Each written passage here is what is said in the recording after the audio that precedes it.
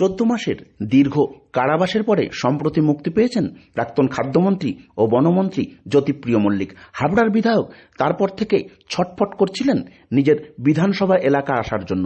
তবে চিকিৎসকদের পরামর্শে বেশ কিছুদিন বাড়িতেই কাটাতে হয়েছে। কয়েকবার গিয়েছেন বিধানসভায়।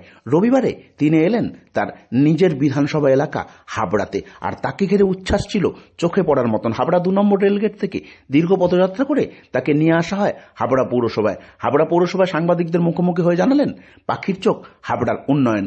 এরপরেই তিনি রওনা হন 16 নম্বর ওয়ার্ডে কাকুলি ঘোষ দস্তিদারের অনুগামী হিসাবে পরিচিত কাঞ্চন ঘোষের আয়োজিত বনভোজনে। সেখানেও তাকে পেয়ে উচ্ছ্বসিত হাবড়ার বাসিন্দারা। কাঞ্চনবাবুও তার উচ্ছ্বাস প্রকাশ করলেন। তিনি জানালেন জ্যোতিপ্রিয় মল্লিক এমনই কাজের, আশা করছেন আরো অনেক কাজ হবে হাবড়ায়। কি কি হলো অনুষ্ঠান সকাল থেকে? কি হলো সেটা বলতে পারো, কুইজ কন্টেস্ট, তারপরে মানে মহিলাদের বলছড়া, এগুলো ছিল। একটা অন্যরকম ভাবে আজকের দিনটা কাটছে, কেমন লাগছে? খুব ভালো। কাদের উদ্যোগে হচ্ছে এই অনুষ্ঠানটা? কাউন্সিলর প্লাস তৃণমূল কংগ্রেসের তরফ থেকে 16 নম্বর ওয়ার্ড। আপনার নাম আর পরিচয়? স্বপ্না মুখার্জি, কোকলানগরে বাসিন্দা। বিধায়ক এলেন আপনাদের কাছে, ভীষণ ভালো লেগেছে। আমাদের যে পিকনিকের আয়োজন করা হয়েছে অর্থাৎ বনভোজন, তাতে উনি আসাতে আমাদের আরও বেশি আনন্দ হয়েছে। অনেকদিন পর আমরা ওনাকে পেয়েছি, যার জন্য আমাদের মানে এই অনুষ্ঠান আরও বেশি সুসজ্জিত। কি করলেন উনি এসে?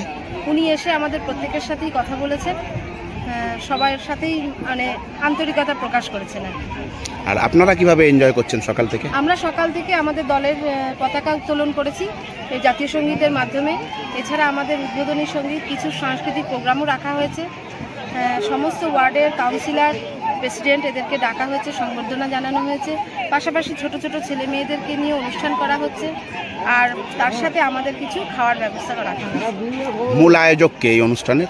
আমাদের ওয়ার্ডের কাউন্সিলর শ্রী কাঞ্চন ঘোষ মহাশয়, অর্থাৎ এছাড়া ওনার যে আরেকটি পদ, উনি পৌরসভা সিআরসি পদে আছেন। ইনি সব আয়োজন করেছেন? হ্যাঁ হ্যাঁ। কি কি মেনু ছিল? আমাদের মেনুতে আজকে রাখা হয়েছে ভেজ ডাল, বেগুনি, আমাদের বাঁধাকপি তরকারি, মাংস আর মিষ্টি। জ্যোতিপ্রিয় মল্লিক এলেন আপনার পিকনিকে?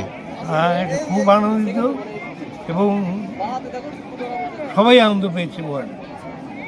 সবাই আনন্দ পেয়েছে, সবাই খুব মন দিয়ে খরচ হয়েছে। উনি উৎসাহী হয়ে সমস্ত মানুষের সাথে মিলেমিশে খরচ চলছেন। খুব সুন্দর আইসল্যান্ড, খুব ভালো বলেছেন। আইসল্যান্ডে কোনো মশা নেই।